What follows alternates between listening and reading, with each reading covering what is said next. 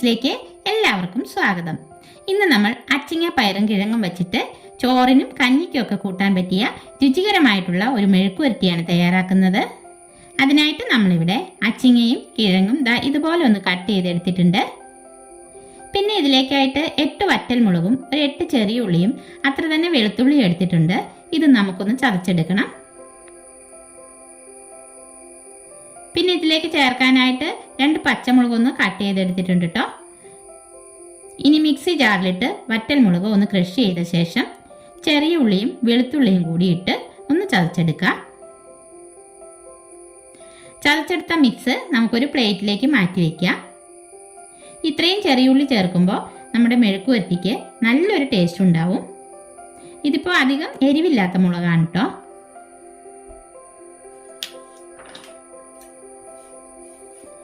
ഇനി നമുക്കൊരു മൺചട്ടി അടുപ്പത്ത് വെച്ച് 3 ടേബിൾ സ്പൂൺ വെളിച്ചെണ്ണ ഒഴിച്ചു കൊടുക്കാം. വെളിച്ചെണ്ണ ചൂടായി വരുമ്പോൾ കടുക് ഇട്ട് കൊടുക്കാം.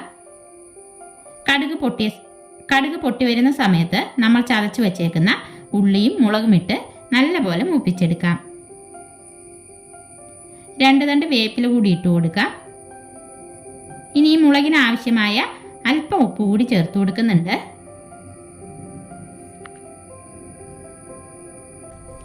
ഇതിപ്പോൾ മൂത്ത് വന്നിട്ടുണ്ട്. ഇനി നമുക്കിതിലേക്ക് കിഴങ്ങും അച്ചിങ്ങയും ചേർത്ത് നല്ലപോലെ മിക്സാക്കി കൊടുക്കാം. ഇതിലേക്ക് ഒരു 1/2 ടീസ്പൂൺ മഞ്ഞൾപ്പൊടി ചേർക്കാം. പച്ചമുളക് ചേർത്ത് കൊടുക്കാം.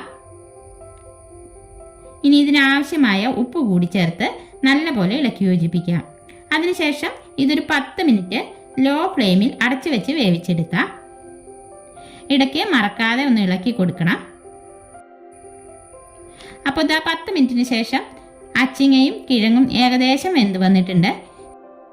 ഇനി നന്നായി ഒന്ന് മിക്സാക്കിയ ശേഷം ഒരു 5 മിനിറ്റ് കൂടി ഒന്ന് അടച്ചു വെച്ച് വേവിച്ചെടുക്കാം. മൺചട്ടി ആയതുകൊണ്ട് തന്നെ പെട്ടെന്ന് വെന്ത് കിട്ടും കേട്ടോ. അപ്പോൾ നമ്മുടെ മെഴുക്കുവരട്ടി ഇവിടെ റെഡി ആയിട്ടുണ്ട്. ഇനി ഫ്ലെയിം ഓഫ് ചെയ്ത് ഒരു സെർവിങ് പ്ലേറ്റിലേക്ക് മാറ്റി കൊടുക്കാം. ചോറിൻ്റെ ഒപ്പവും കഞ്ഞിയുടെ ഒപ്പവും ഒക്കെ കഴിക്കാൻ പറ്റിയ അടിപൊളി മെഴുക്കുവരട്ടിയാണ് കേട്ടോ ഇത്. അപ്പോൾ ഇന്നത്തെ നമ്മുടെ അച്ചിങ്ങ കിഴങ്ങ് മെഴുക്കുവരട്ടിയുടെ വീഡിയോ എല്ലാവർക്കും ഇഷ്ടപ്പെട്ടെങ്കിൽ ലൈക്ക് ചെയ്യാനും ഷെയർ ചെയ്യാനും സബ്സ്ക്രൈബ് ചെയ്യാനും മറക്കല്ലേ. അടുത്ത വീഡിയോയിൽ നമുക്ക് വീണ്ടും കാണാം.